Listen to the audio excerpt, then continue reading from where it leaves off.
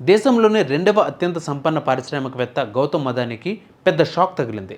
అదానీ మరో 7గురు యుఎస్లో బిలియన్ల డాలర్ల విలువైన లంచం మోసానికి పాల్పడ్డారు. అమెరికా కోర్టులో ఈ కేసు విచారణ జరిగింది. అదానీ అతని మేనల్లుడిపై అరెస్టు వారెంట్లు జారీ అయ్యాయి. ఈ కేసులో పేరు రావడంతో అదానీ గ్రూప్ అమెరికాలో $600 బిలియన్ విలువైన బాండ్ను రద్దు చేసింది. భారత అధికారులకు $250 మిలియన్ లంచం ఇచ్చారని అభియోగాలు ఉన్నాయి. లంచం ఇచ్చి అధికారులతో అబద్ధాలు చెప్పించారని ఫ్రాడ్ కేసు కూడా నమోదైంది. గౌతమ్ అదానీతో పాటు మేనల్లుడు సాగర్ అదానీ మరో 6గురిపై కేసు నమోదైంది. అమెరికా విదేశీ ఇన్వెస్టర్ల నుంచి వీళ్ళు కోట్ల రూపాయల సంపదను ఆకర్షించినట్లు గౌతమ్ అదానీపై అభియోగాలు నమోదయ్యాయి. అమెరికాలో కేసు నమోదవడంతో అదానీ షేర్లు ఒక్కసారిగా కుప్పకూలిపోయాయి. ఎకనామిక్ టైమ్స్ ప్రకారం ప్రాసిక్యూటర్లు బుధవారం అభియోగాలను ప్రకటించారు. సోలార్ ఎనర్జీ కాంట్రాక్టులు పొందేందుకు అదానీ గ్రూప్ భారత అధికారులకు లంచం ఇచ్చిందనే ఆరోపణలు వచ్చాయి. గ్రీన్ ఎనర్జీలో పెట్టుబడులు పెట్టినట్లు అదానీ బుధవారం ప్రకటించారు. అమెరికా అధ్యక్షుడిగా ఎన్నికైన డొనాల్డ్ ట్రంప్ ఎన్నికల విజయంపై కంపెనీ చైర్మన్ అభినందనలు తెలుపుతూ ఈ ప్రకటన చేశారు.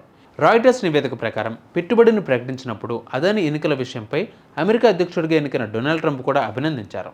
ఇంధన కంపెనీలకు నిబంధనలను సులభతరం చేస్తామని ట్రంప్ హామీ ఇవ్వడం గమనార్హం. ఇది సమాఖ్య భూములపై పైప్లైన్లను డ్రిల్ చేయడం, నిర్మించడం వారికి సులభతరం చేస్తుంది. US securities and exchange commission దాఖలు చేసిన కేసు ప్రకారం గౌతమ్ అదానీ యుఎస్ పెట్టుబడిదారులను మోసగిస్తున్నట్లు, అధికారులకు లంచం ఇచ్చినట్లు ఆరోపణలు వచ్చాయి. అదానీ ఇతరులు తప్పుదోవ పట్టించే ప్రకటనలు చేయడం ద్వారా యుఎస్ పెట్టుబడిదారులు, ప్రపంచ ఆర్థిక సంస్థల నుండి నిధులు తీసుకున్నారని ఆరోపించారు. ఆ తర్వాత ఆ మొత్తాన్ని లంచం కోసం వినియోగించారని, అంతేకాక అదానీ ఇతరులు సుమారు $265 మిలియన్ అంటే 2237 కోట్లు లంచాలు చెల్లించారని అభియోగ పత్రం పేర్కొంది.